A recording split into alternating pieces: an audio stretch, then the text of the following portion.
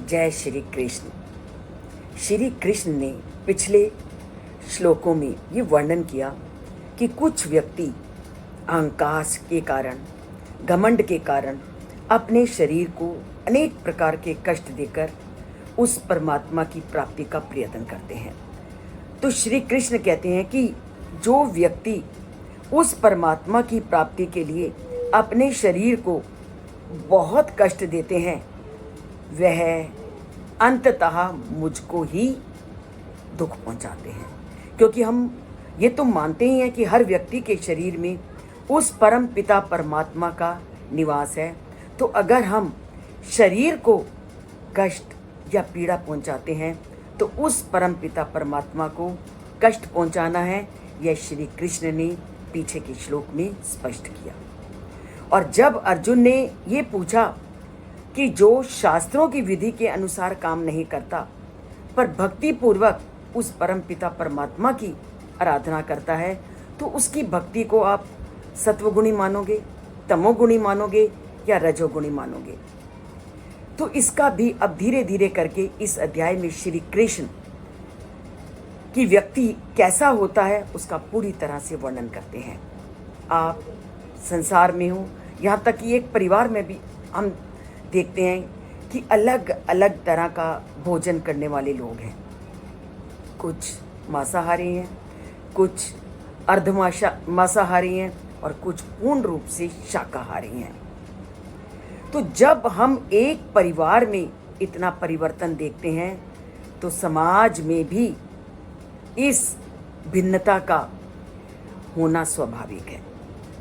तो उसी का उत्तर श्री कृष्ण देते हैं कि जैसे हमारे खान पान में विभिन्नता होती है, ठीक इसी तरह उस परम पिता परमात्मा को प्राप्त करने के लिए जो हम साधन अपनाते हैं, जो हम तरीका अपनाते हैं, उसमें भी भिन्नता होना स्वाभाविक है।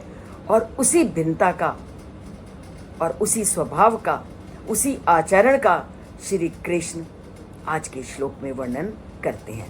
वो कहते हैं, आहारस तु अपि सर्वस्य त्रिविधो भवति प्रियः, यज्ञस्तपः तथा दानम तेषाम भेदम इमं शृणु। अब संसार में जब एक परिवार में हम इतनी भिन्नता देखते हैं, एक साथ उत्पन्न होने वाले समलिंगी या एक साथ उत्पन्न होने वाले विभिन्न लिंगी भाई बहनों में, भाई भाई में, बहन बहन में भिन्नता देखते हैं, तो सबके आहार में भी भिन्नता का होना स्वाभाविक है। और सबके द्वारा जो उस परमात्मा को प्राप्त करने का प्रयत्न किया जाता है, उस प्रयत्न में भी भिन्नता होना स्वाभाविक है। तो वो क्या कहते हैं, आहारस्तु अपि सर्वस्य त्रिविधो भवति प्रिया, कि लोग अपनी रुचि के अनुसार भोजन पसंद करते हैं। मुझे जैसे फीका भोजन पसंद है, तो मेरे परिवार में बहुत सारे ऐसे व्यक्ति हैं जिनको तीखा पसंद है, और बहुत सारे ऐसे हैं जिनको ना तीखा और ना फीका पसंद है। तो जब एक परिवार में इतनी भिन्नता है तो संसार में उस भोजन को लेकर, रुचि को लेकर भिन्नता का होना स्वाभाविक है। इसीलिए श्री कृष्ण कहते हैं, लोग अपनी रुचि के अनुसार भोजन पसंद करते हैं। इसी प्रकार लोग अपनी रुचि के अनुसार यज्ञ तपा तथा दानम, यज्ञ तपस्या और दान के संबंध में भी यही सत्य है कि इन यज्ञ में, तप में और दान में भी लोगों में बहुत भिन्नता है। और अब ये भिन्नता को मैं तुम्हें विस्तार से इस अध्याय में बताता हूँ। तो जब परिवार में हमें भिन्नता दिखाई देती है तो संसार में भी भिन्नता का होना स्वाभाविक है। तो अर्जुन के द्वारा पूछे गए इस प्रश्न को कि जो व्यक्ति शास्त्रों के नियमों का पालन नहीं करते परंतु भक्ति को श्रद्धा के साथ करते हैं, उसकी उस भक्ति को आप किस श्रेणी में रखोगे? क्या उसे आप सत्वगुणी कहोगे या तमोगुणी कहोगे या रजोगुणी? तो उसी का उत्तर श्री कृष्ण कहते हैं कि अब मैं तुम्हें विस्तार से बताता हूँ कि व्यक्ति की रुचि तप, ज्ञान, तपस्या और यज्ञ के विषय में भिन्न भिन्न कैसे होती है। अब इसी भोजन का वर्णन करते हुए श्री कृष्ण ये बताते हैं कि मन और शरीर एक दूसरे पर हमेशा अपना प्रभाव डालते हैं। इस प्रकार जब मन और शरीर एक दूसरे को प्रभावित करते हैं, क्योंकि हम ये संसार में देखते ही हैं, कहते हैं कि उसके चेहरे को पढ़कर हमने पता कर लिया कि उसके मन में क्या है। तो उस मन ने उस चेहरे रूपी शरीर पर अपना प्रभाव डाला ना, तभी कहा श्री कृष्ण ने मन और शरीर एक दूसरे को प्रभावित करते हैं। तभी तो हमारे धर्म ग्रंथों में भी कहा स्वस्थ शरीरे एव स्वस्थ मनसा वासा, कि अगर तुम्हारा शरीर स्वस्थ है तो आपका मन अपने आप स्वस्थ होगा। और ये आप अनुभव भी करते हो कि जब आपके शरीर में किसी भी प्रकार का कष्ट होता है तो आपका मन कितना विचलित होता है। तो शरीर और मन हमेशा एक दूसरे पर अपना प्रभाव डालते हैं, और शरीर और मन पर प्रभाव डालता है हमारे द्वारा सेवन किया गया भोजन। तभी तो हमारे धर्म ग्रंथ हमें कैसा भोजन सेवा करने के लिए, खाने के लिए हर रोज़ प्रेरित करते हैं।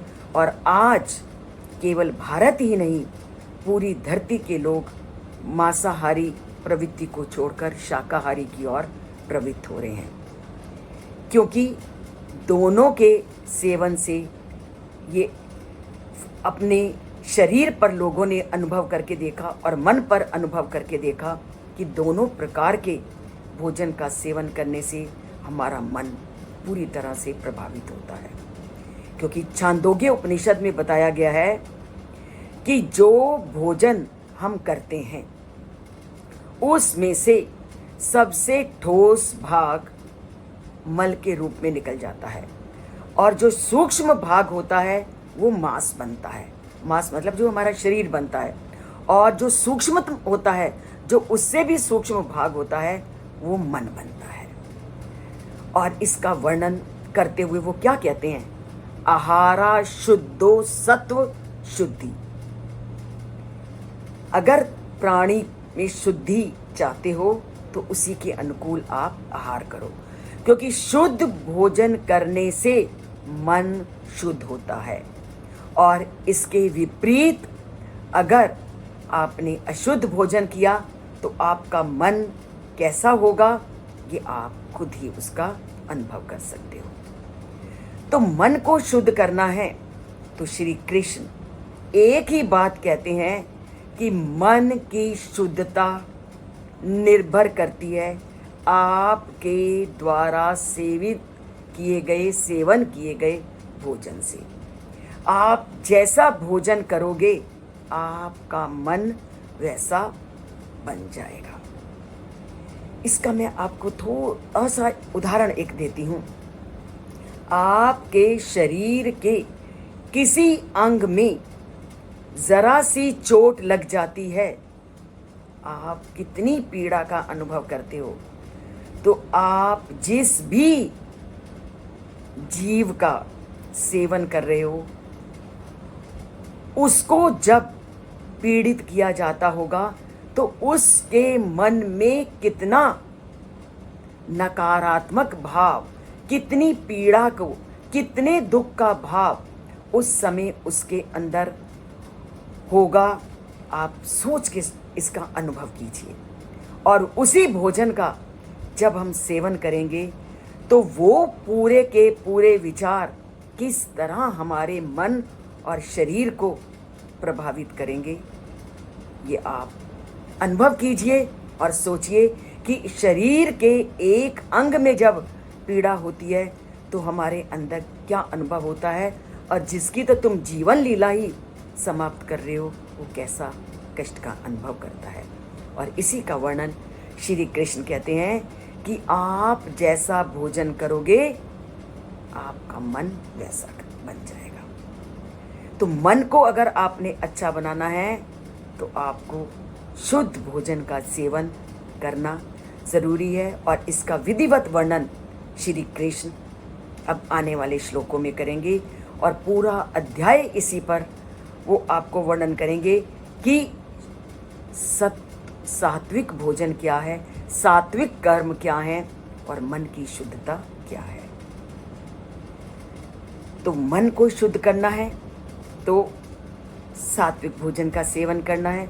मन को शुद्ध करना है तो और हमें क्या करना है, इसे जानने के लिए हमें उस परमात्मा से अपना नाता जोड़ना है और श्री कृष्ण के मुख से निकली बातों का अपने जीवन में धारण करना है। और उसके लिए इस चैनल से जुड़ना है और चैनल की एक एक बात को अपने में लागू करना है। लागू करना शुरू कर दीजिए, जीवन बदलता अनुभव कर लीजिए। 100% जीवन में बदलाव आता है जब श्री कृष्ण की वचनों को जीवन में धारण करते हैं। तो धारण करते हैं श्री कृष्ण की मुख से निकले हुए इन शब्दों को अपने जीवन में, इस चैनल से जुड़कर। अगर सब्सक्राइब नहीं किया तो एक बार सब्सक्राइब करते हैं और लाइक का बटन दबाते हैं। जय श्री कृष्ण।